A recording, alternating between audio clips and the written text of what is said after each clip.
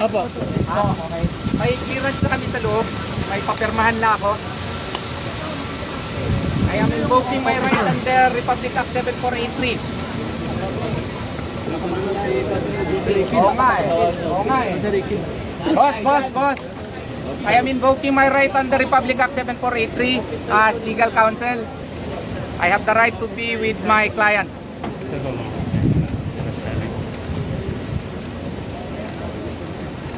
Sino bang head ninyo?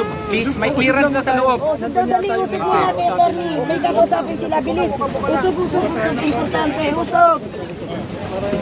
Oo. Para yan, si attorney Bit. Usog. Kanya, support lang tayo.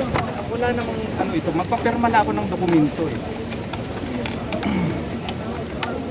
Pero anong document pa kapirmahan? That is a matter that I cannot reveal to you yet. I hope you understand. Sure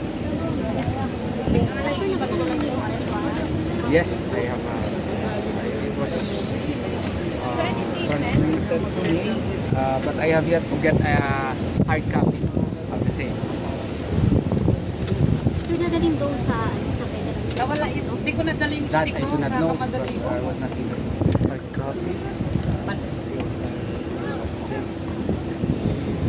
Ito, yan sila.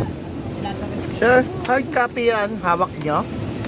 Ng marad?